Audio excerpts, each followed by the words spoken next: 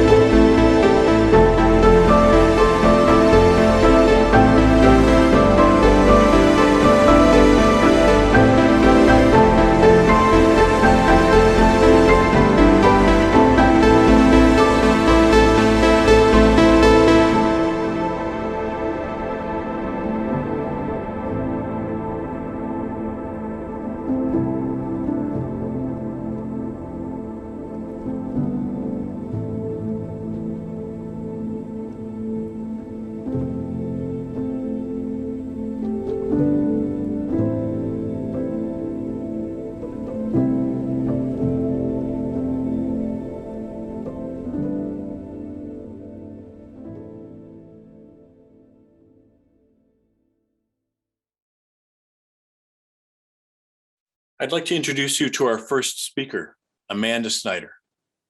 Amanda has taken a unique route to her current position, starting first as a photo production assistant, then wowing us with a freelance photo essay she did for the Pacific Northwest magazine, and then earning a temporary gig subbing for a photographer on maternity leave. Almost immediately after that assignment started, the pandemic struck, and Amanda was off to the races. Thank you so much for that introduction. My name is Amanda Snyder, and this is really special for me to be presenting my work at the Photos of the Year show this year. Only about 5 years ago, I was in the audience at the library for the Photos of the Year show, watching some of my favorite Seattle Times photographers share their work. And I was just hoping and wishing that someday I would be able to share my work alongside of them. So I am really honored to be sharing my work here today. So a little about me again is I was hired by the Seattle Times in 2017 for photo production. So this means I worked on the photo desk. So some of the things that I would do is I would pick photos for the print section of the Nation World. And I would also help with assigning things to photographers, and I would put file photos on online stories. And those are some of the things that I would do in that position. It's a really important position in our newsroom, and I was able to work with everyone across all sections. And so that was really special for me to do and to get to know everyone. And I did that for about 2 years, and I was really itching to get out from behind the desk and to pursue some of my own stories. So I wanted to share the first photo essay that I did for the Seattle Times on the Washington Youth Academy in Bremerton. I worked on this project back in 2018, so before there was a pandemic that took up much of our lives and the news that we see today. But as a photographer, a lot of the photo essays that I work on have a personal connection to my life. I became interested in military type academies after watching my younger brother join the Army at such a young age and go through this radical transformation. So I did some research online for military type academies in Washington, and this led me to the Washington Youth Academy. So this is a residential program for teenagers from across the state who have dropped out of high school or who are close to dropping out of high school. So this is seen as a last resort to earn back the credits they need to graduate. I visited the program several times over 6 months to document one cohort of students from beginning to end, really through all the ups and the downs. Some of the cadets said they struggled with school and life at home, but when they went through the academy, they struggled in a way that left them with a lot of rewards and accomplishments. It was really interesting to see the change in my brother and then witness it all over again with some of these cadets as well. So of the 165 that started the program, 145 finished, and about half, or 43%, earned the 8 credits that they could get. So in comparison, a full year of high school is 6 credits, and they did 8, or they could do 8 in 6 months, and about half of them did that. I learned a lot as a photographer working on trying to tell a cohesive story with this one, really from beginning to end. Hence not having too many photos of people hugging or crying, which I did take a lot of, but showing the full range of emotion and the journey that the cadets went through throughout this program. So this was the final product. It was published in our Pacific Northwest magazine, which loves photos. And I was really proud of how this turned out. I mean, we edited down to like 15 for print. I took thousands of photos. And then the online had about 25. But yeah, really the first thing I did for the Seattle Times, and I was really thankful for all the editors and for all the photographers that looked through this, the amount of 6 months that it took me to do. But yeah, I was really proud of the way that turned out. After this project and a few other stories, I applied for an opportunity to be a staff photographer while another photographer was on leave. And my first day of this was January 2020. So as you can tell, it has been anything but traditional staff photographer the last 2 years, just covering everything. A lot of my photography in 2020 has been related to COVID-19. I dealt with a lot of breaking news, as our whole newsroom really has as well. We went completely remote as a newsroom and have been remote these last 2 years for the pandemic. But really, as things were going into lockdown, I worked with reporter David Gutman to do a story about how things were looking in Seattle, which was really empty at the time. And this was in early March when all the lockdowns were starting to happen. So I ran around Seattle for 2 days to show how things were different. We kind of approached it as a timestamp. So at 5 p.m., there usually would be traffic, but there was just no traffic. So this photo would symbolize the change that was happening. And I'm really trying to capture these details of a postponed show or empty shelves and playgrounds being taped off and restaurants being cleared. And I remember being in the grocery store taking this photo when I was notified that the schools would be shutting down. So things were constantly in flux. And as a photographer and as a whole staff, we were working overtime to get this story out to our readers and to community. And we really just had so much limited information at the time, but we wanted to share what was going on in Seattle since it was the first epicenter of COVID-19, really one of the first. So fast forward and our day-to-day life is completely altered and changed. I mean, really everything has become a photo and is newsworthy. This is our new normal. And this photo of Inslee and Mayor Durkin, for example, and other state leaders, they're having a meeting, after a press conference about a field hospital at Lumen Field. And they can't meet in a small room anymore. So here they are outside the bathroom doing their spread out in a circle, doing their meeting. And so things have become more and more interesting where a press conference wouldn't really be noteworthy, but this meeting all of a sudden looks different. Then we have photos of a swimming lesson starting back up with the instructor now wearing face shields, and we see masks and shields everywhere. And that's more normalized. And testing for COVID isn't going away. I think in the beginning, I wasn't able to capture this as much since it was so stigmatized to have COVID. But now I'm able to capture the lines and getting people tested, and it's back to our day to day. And children are going back to school from remote learning, and some are still continuing those old habits of chewing their pencil even through their mask. And then we have resorts who were prepping to reopen back in 2020, and some still are prepping to reopen. And here we have kind of a different photo of her making sure that the chairs are 6 feet apart before they get ready to reopen. So as a photographer, we are constantly looking for different photos or details, but now it feels like everything changed so rapidly, and really everything feels like a photo or a news story. And that is super overwhelming, but I'm really just trying to document history in all aspects of our lives. Soon, a beat of mine became traveling to different parts of the state to document stories related to COVID-19. In March of 2020, I worked on a story with Hal Brenton in Quincy, where a man in his 80s was the first to pass away from COVID-19. And this was on the eastern side of the state. So we were trying to tell a story of a community undergoing a lot of change and kind of prepping for this change with this new virus that had come up. This photo is of 2 of his friends who were quarantining after having been in contact with the man who had passed away. So they weren't able to kind of be with their community at this time. And as a photographer, we're taught to capture these intimate moments and be close to our subjects. And that was beginning to change a lot. And I noticed that on this trip, just having to keep our distance and stay outside. It's hard not to be in the same room as somebody and to be talking with them at such a distance. It was a really big challenge to do that. And I noticed that a lot on this trip. And we came back in December of 2020, so almost 7-8 months later, to document the Soap Lake, which is in Eastern Washington. A long-term care facility was hit really hard by COVID-19 in November, with many of the staff and the residents becoming sick. And they did persevere. Some of the staff worked 24 hours to cover for shifts for people who were sick.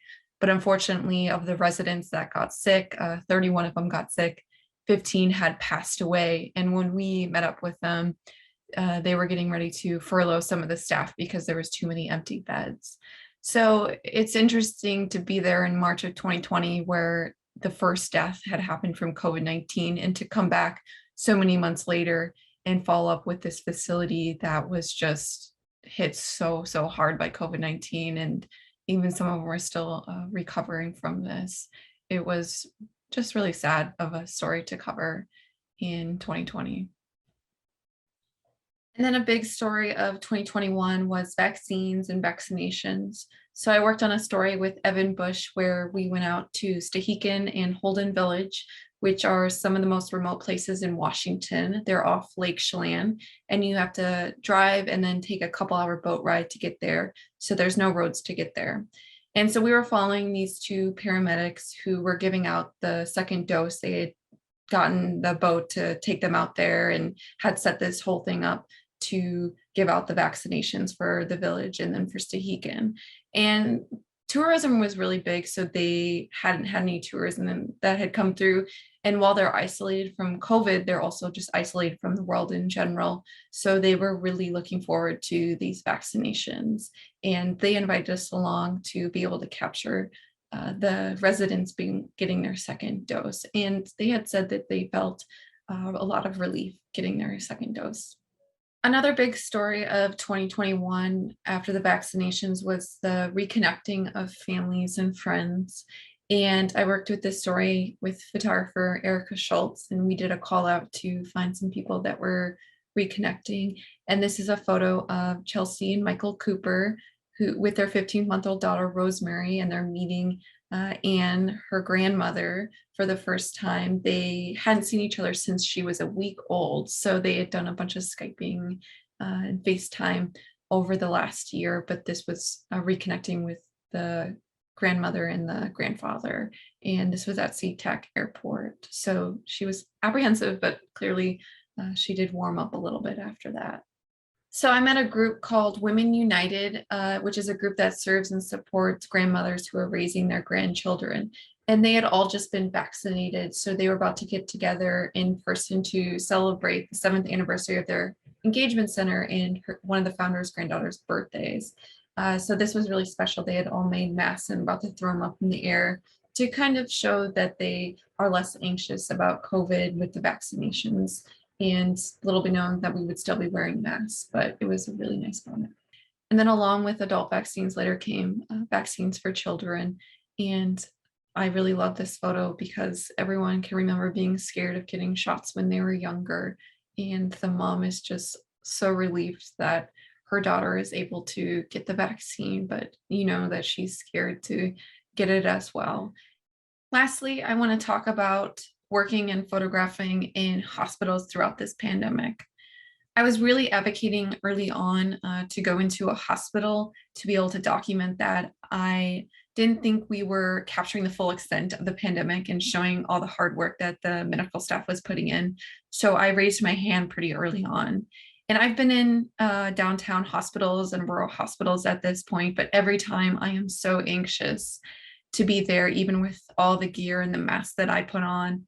I'm just thinking about my family, and I'm thinking about all the people that I come in contact with for other stories outside of that. And I just know that I need to be extremely careful, and doesn't make the anxiety go away, but I think about it a lot. I do remember Kayla, she said something poignant. She was a nurse we were following.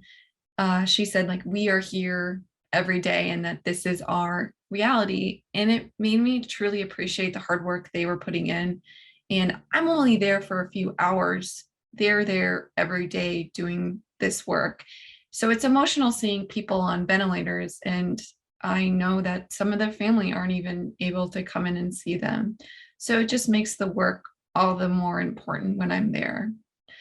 Something to know is we're not able to photograph patients or information related to them without their permission. So unfortunately, a lot of them are on ventilators and aren't able to say yes. And really, the consistent story over the last 2 years has been about the overrun, hardworking medical staff and the staffing shortages that they are continuing to experience. So that is what I'm working on, and that's what you see in a lot of these photos. The one patient I photographed that had COVID, this one really hit home for me. Her name was Alyssa. So she was unvaccinated and recovering from COVID-19 after a 6-week hospital stay at Central Washington Hospital in Wenatchee. So her and her mother got sick and they had went to Quincy Hospital and they didn't have any beds for them. So they were sent over to Wenatchee and luckily they had some beds. And she had spent time in the ICU and was so sick that she talked to palliative care, kind of read her last rites and everything. And so Alyssa was my age at the time. She was 28 when I met her. And she was kind enough to let me photograph her in such a vulnerable state and recovering. And I heard her story and thought what it would be like to pass away at my age with so much more life left to live. I think about her a lot, really, and to be even that sick at that age and not take life for granted. Even she said that. And, especially as I've met so many people during the pandemic who have lost so much, it was just really emotional picture for me. And I have got my hopes up so many times that things will return to normal, and they just don't seem to be returning to normal. I'm not going to hide the fact that I am very exhausted and this whole thing makes me really sad, but I am going to keep doing my job and documenting history. I think with all this sadness that I cover, there is a lot of hope. And I just really tried to hold on to that hope a little bit more than that sadness a lot of the time. But next, I do want to introduce our newest photographers, Jenny, and she is also a new one at the Seattle Times and is going to be sharing some of her coverage of a chaotic year in Seattle sports. So please welcome her. Hi, my name is Jennifer Buchanan, and I'm one of the newest staff photographers here at the Seattle Times. I was hired and started working in August of 2021, so my photos of the year are more like photos of the past 4.5 months. In order to get this presentation up to the editor-mandated 15 minutes, I thought I would start with a little background info about me. This is me. From an early age, I clearly had a love of the outdoors and a very attuned fashion sense, especially when it came to fly hats. Photography for me started as a hobby when my grandfather gave me a Canon AE1 and eventually turned into a career when I was hired by the Everett Herald 2 weeks after graduating from the University of Washington. The highlight at the Herald was the 2010 Winter Olympics, where nighttime bobsledding made for some interesting silhouettes. Preliminary figure skating was the perfect place for some shutter drags. And my ski idol, Lindsey Vonn, won the gold in the women's downhill. I worked at the Herald for a decade, long enough to see the Seahawks swarmed under in a Super Bowl that can only be followed by a very large asterisk. Long enough for the defense to undress opposing quarterbacks. Long enough for the fans to become the loudest in the NFL. Long enough to witness immaculate receptions. Give Pete Carroll heartburn. See beast mode do beastly things. And watch the Hawks finally win a Super Bowl, this one in very convincing fashion. After the Herald, I worked as a photo editor for Microsoft, and during the fall, also edited for one of the Seahawks team photographers. I was deep in editing mode for Super Bowl 49 and was on the field for less than 10 minutes. Those 10 minutes, however, happened to coincide with the Seahawks' final drive. The one that they didn't run the ball. Richard Sherman watching as the Patriots celebrated their 28-24 win was one of the 8 frames I shot of the game, and one I will never forget. But enough about the past. Let's talk about sports in 2021. Okay, well, sports in 2021 weren't that great either, especially if you were a team that called Seattle home. Let's start with the Mariners. As a lifelong Pacific Northwest resident, the Mariners used to be my team. We would listen to all the games on the radio, so much so that Dave Niehaus seemed like he was part of the family. Like so many others, our crescendo of fandom came in 1995, as close as any Mariner fan has come to a World Series. It's been a hard road since then. This year had promise, real promise, and by the time I joined the staff in August, the postseason was still in play, an unusual position for a team that has been known to be out of the playoff chatter by June. They had solid infield play, exciting new kids that gave us hope for the future. Our pitching stars struggled somewhat, but the team made up for it with timely hitting that resulted in wins and Gatorade showers.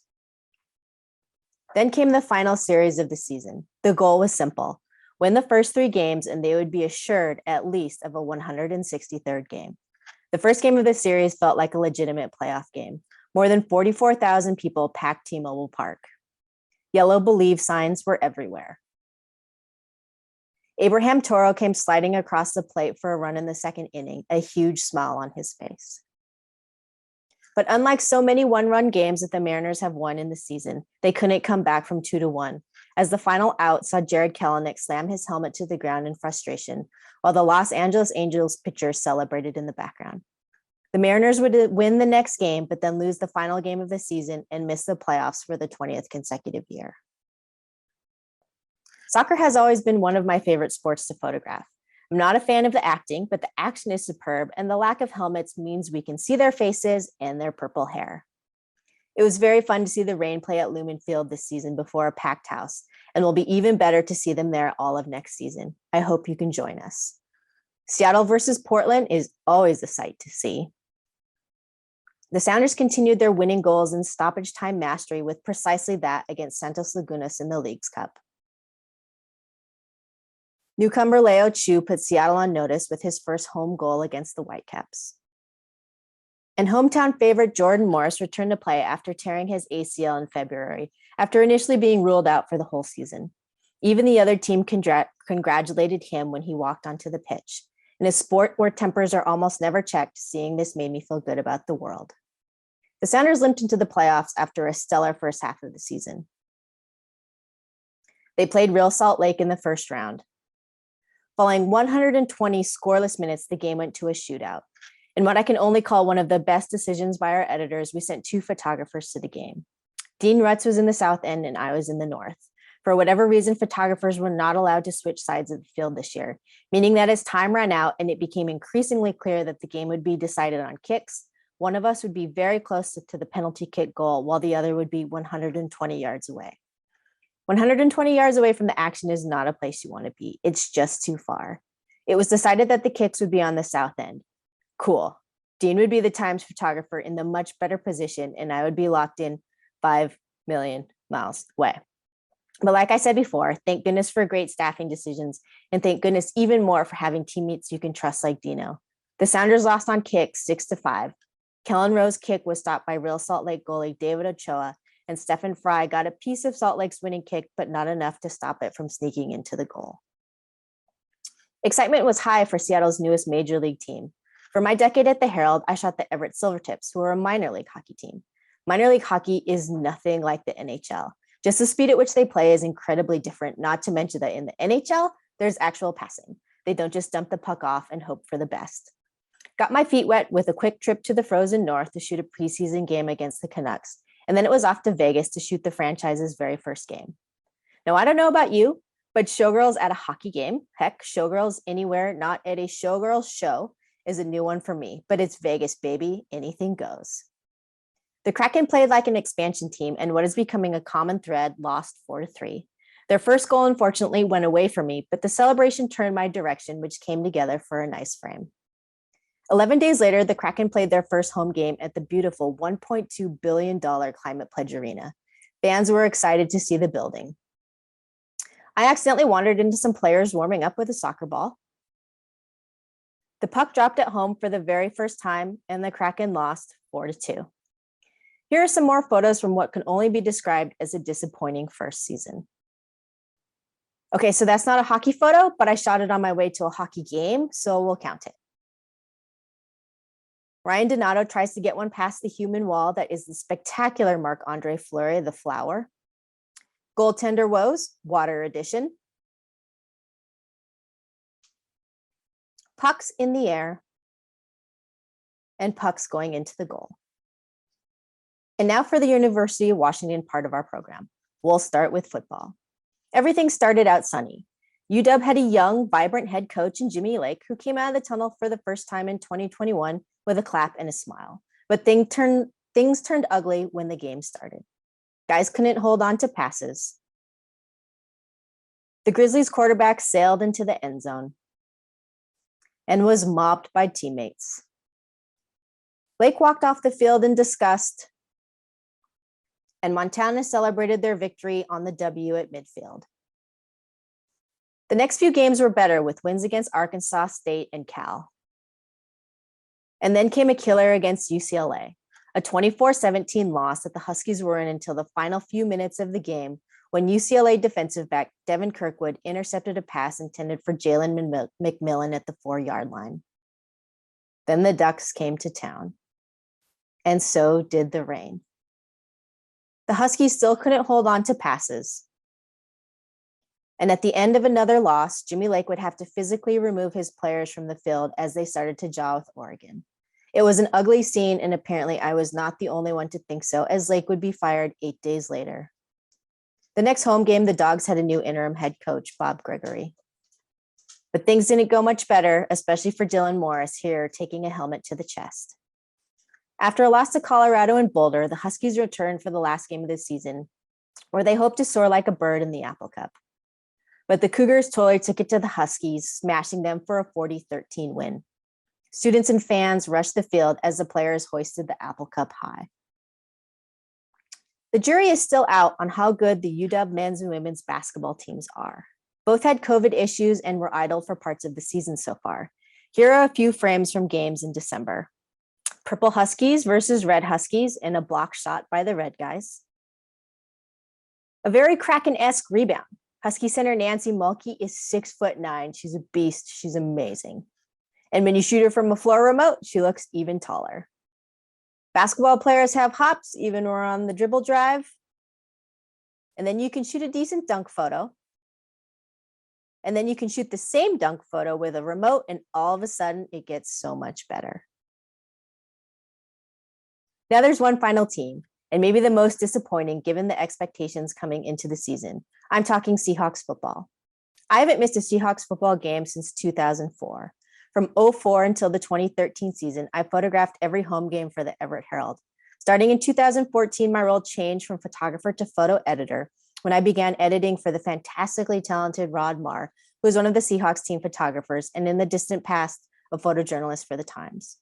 So although I haven't missed a game in 16 seasons, for the past 7 years, I've mostly been inside a nice, warm, dry photo room. Not anymore. Time for me to bust out, and with my August 16th start date, there was no time like the present. We started with a few preseason games because even photographers, and especially me, need a preseason. There was hair flying, stretching, secrets, and diving touchdowns. And then on to the regular season. DK got a color refresh on the hair. The wind whipped the giant American flag at midfield. The defense played well at times. Bobby Wagner, of course, his normal, amazing self. And then it all seemed to go wrong, and I think all of Seattle was Pete Carroll in this moment.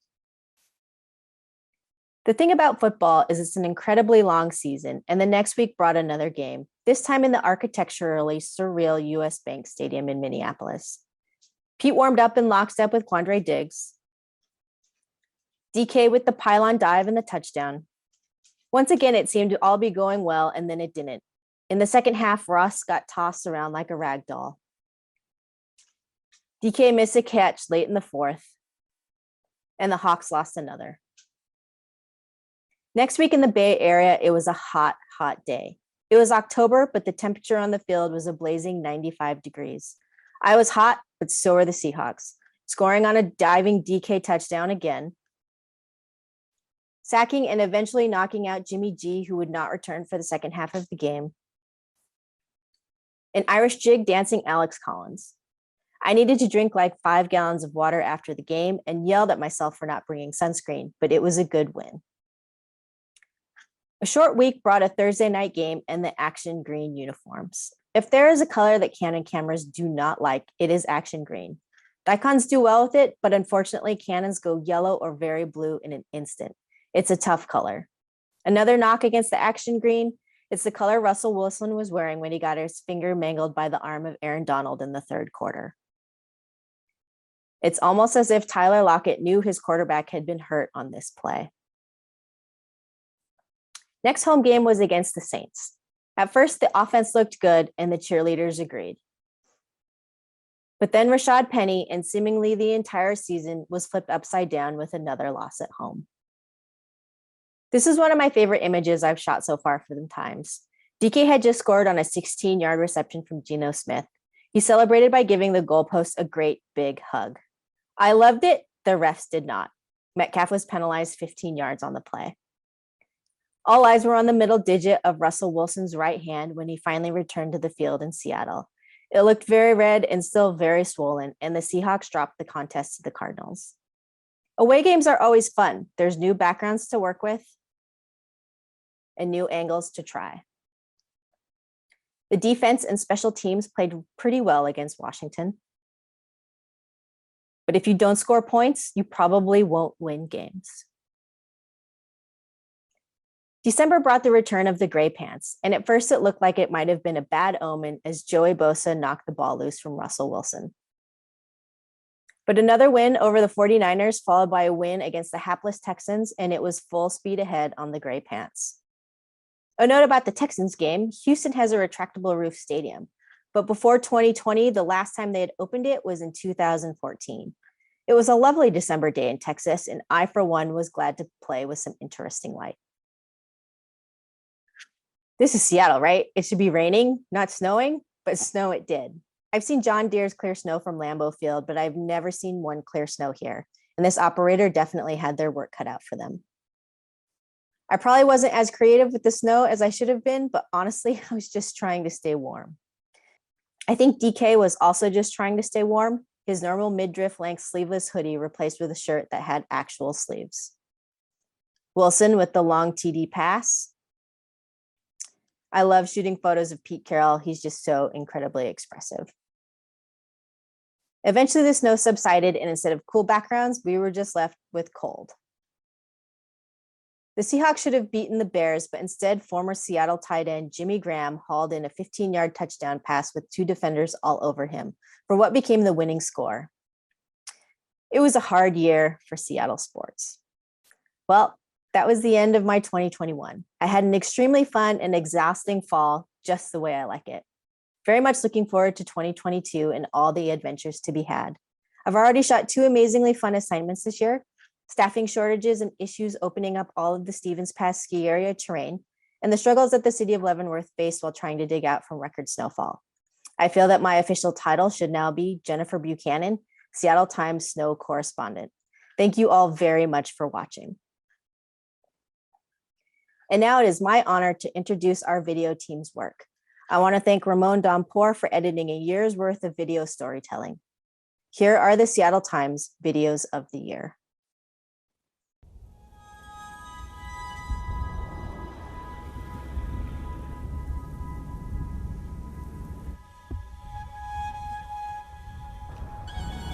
It's been a tough year for everyone in the nation with COVID, and people's lives have not been the same since.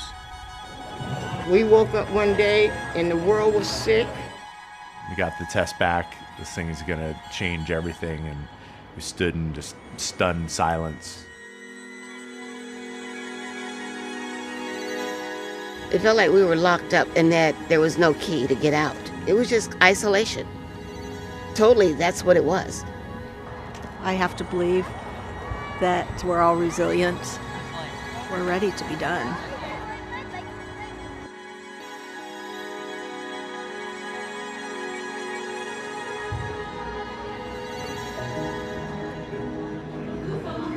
We recognize the challenges that the vaccine distribution has had on communities of color.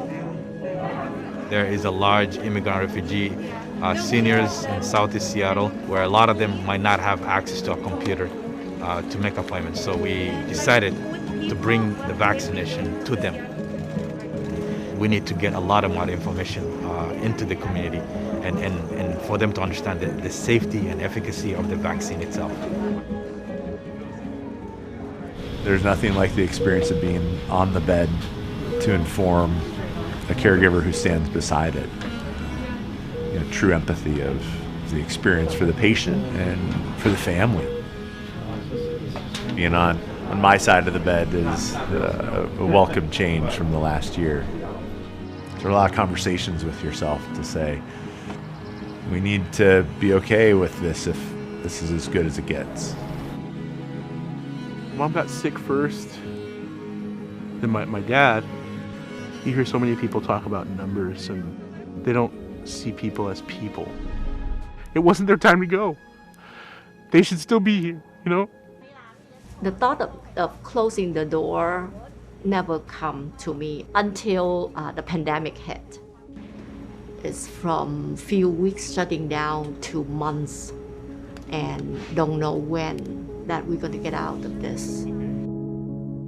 This past year, this pandemic has definitely increased my anxiety with things. Been thinking about, like, what if I got COVID? And also how I felt about recently of all the AAPI attacks and the rise of that. It's just giving me anxiety to leave my house. It's like, who's gonna help me when I really need it? Here at the Seattle Indian Health Board, we just weren't getting everything that we needed. We were really excited when we got what we thought was a box of PPE. Unfortunately, when we opened that box, instead what we found was a box of body bags. These body bags were the perfect metaphor for how Native people have been treated in this country. I took a body bag out, and when I folded it in half, I could see the dress that I made before it was actually done. And I hope that other Native people, when they see this, know that we don't have to just accept body bags for our people. If we had 100 trucks here, or even air support, there was no way to stop that fire. A lot of our residents needed housing immediately. They needed temporary housing, and we were in COVID. Everything was taken away during, lockdowns, when you're supposed to stay at home. What happens when you don't have a home? When it was still smoking, it was still burning, people came and said, it doesn't seem like it now, but there's a way forward. My goal was not actually to be an advocate for old growth. It was simply to provide the public with as much accurate information as I could about these forests. Our job is to collaborate with nature to the mutual benefit of the forest ecosystem and society.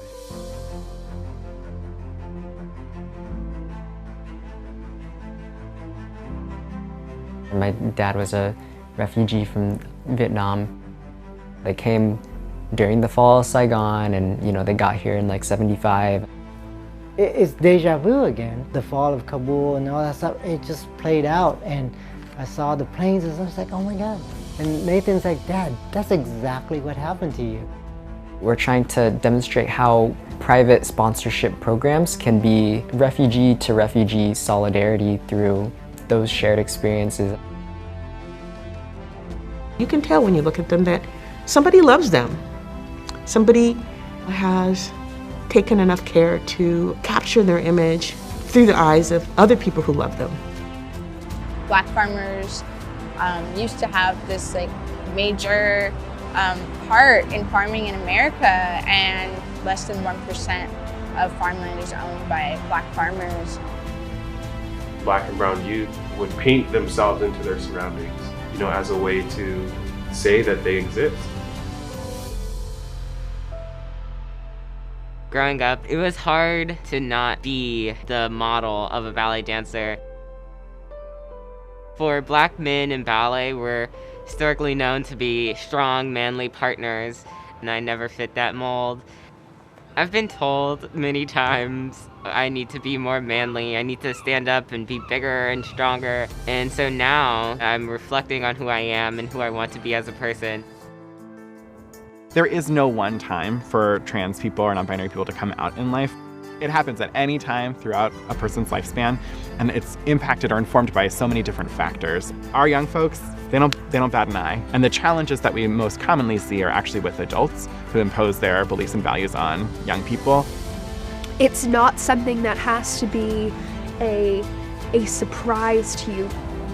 That is my hope, that kids can just be kids and discover things about themselves, and to not have other people be somehow surprised by that, because there's really nothing to be surprised about. It's a kid growing up and learning things. I feel like this pandemic has helped a lot of us to really figure out who we are and where we are. At the end, we'll look back and be able to say we got through this time. So, just staying strong.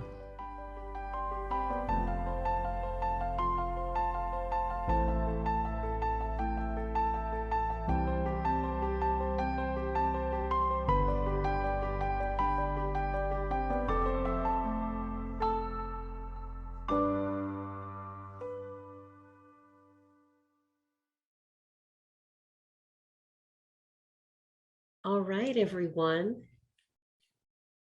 Okay, the challenge with being the first up after something like that is suddenly I like wiping the tears away and I got shiny eyes and the whole bit. So, what an amazing thing. All right, we have some time to invite our fabulous guests right here with us. I see Fred, you're here. Jenny, Amanda, welcome. Hi. Welcome. All right, my screen is looking a little funky, but as long as the team says we're good to go, then it's not my view to worry about. So we have some questions and we have a little bit of time. Are you ready for a few of them? Excellent. All right. Well, first off, again, thank you for being here. The power of emotion. I laughed, I cried, I kind of gasped a little bit. And whether it's a still photography, the videos, there's some really powerful things here. So it's amazing. Okay, so I'm going to start with the first question from Sue Ellen White. When you approach a subject or a scene, what are the first considerations about how you frame the image? And I'm going to let you decide how you all want to go because you know each other. I can start. Yeah, that's a good question. I think it definitely depends on the event and what I'm photographing. But let's just say I'm going to an event. A lot of what I look for is emotion. So, or just like the energy that someone is giving off or these moments that are happening. So that's kind of where I start. And I usually, depending on the situation, introduce myself, or I just photograph that moment and go up later. And a lot of what I'm thinking about also is this tight, medium, and kind of wider shot when I go into some of these events. So you see that a lot in like our photos of the year, these like tight ones. And then the medium one is often the very descriptive one. And then the wide kind of shows the event. So that's kind of what I'm thinking about. If it's more intimate, then I can kind of build trust with somebody and work with that. So. Nice, nice. Jenny or Fred, what do you, because you all have a different style, right? Every photographer has their like fingerprints that make you unique in how you view this. Well, I think, I can speak to a lot of sports photography, which is, incredibly different than, normal photojournalism work. But for sports photography, I think it's important as a journalist and as well as a photographer to go in, knowing the stories behind the games. You're not just there to make pretty photos, you're there to really, tell a story of that game. So putting that all together, is how you begin telling your narrative of the game as far as, how you're approaching what to photograph. Nice. As an editor, I'd just say one of the things we try to do is get as much information to the photographer about what the story or situation is that they're going into. So they're just not walking in cold, which is the hardest thing because you often don't have much time. If you have some information, then you have the context you need to make the smart picture. So that's what our goal is here, is to send people out with at least some information about what's happening. Well, the thing that struck me is, as Jenny's talking sports and the knowledge and so many years of football and you have so much contextual understanding that if you're not close to it, you take it for granted. And yet you actually know the personalities, or you are building that character, especially like a Pete Carroll. It was a perfect example. And Amanda, I think that when you shared the personal piece of this and kind of your own interest in the journey and following the cohort of cadets, can you talk a little bit more about how that impacted you and just how, reflecting on it and talking about it today, and that is such a big portfolio of work, how it's shaping you? Yeah, I mean, that was back in 2018 too. So it was a very different time. But I think, like I mentioned, it was one of the first photo essays that I did. And luckily there was a beginning and there was an end. And I think a lot of the work that I do now, it's like hard to tell when there's an end to it too. But I think really just telling that story from beginning to end has helped my photography a lot. I think also having photo editors and photographers look at it, kind of telling me what is an impactful photo to them. I really learned a lot. You can learn a lot from photo editing, not just being the one to take the picture, because we took thousands and thousands, or I took thousands of pictures. So working through what kind of pops for people and what tells more of the story with that. And also I just got really great access with that story, and that is super important. And I've learned that going forward. I mean, now we're in COVID time, and I'm not able to get really close to people, and there's this distance there and harder to build relationships. So that's taught me a lot in a different time that we're in now. But it's funny looking back at those photos, I'm like, oh, I could go up and talk to them and right then and there. So but yeah, that's how it's kind of impacted me. Here's a quick round robin one for all of you. It's like, when did you know you wanted to be a photographer? I guess I can start. My family and I took a trip to Africa when I was in high school. You know, my dad blew all of the money, and, you know, we're like, we're going to Africa. And I was lucky enough to have some good family friends to loan me some really fun cameras to play with, you know, and I shot 36 rolls of film, which, you know, back then in high school was, you know, was a really big deal. But it kind of started from there. I actually went to school. I have a biology degree. You know, so I wasn't going to be a photographer. I was going to be a doctor. Sorry, mom and dad. I'm a photographer now. But yeah, it was one of those things that was just so much fun to do. You know, if there's that saying where if you love what you do for work, you'll never work a day in your life. And this is truly how I feel about it.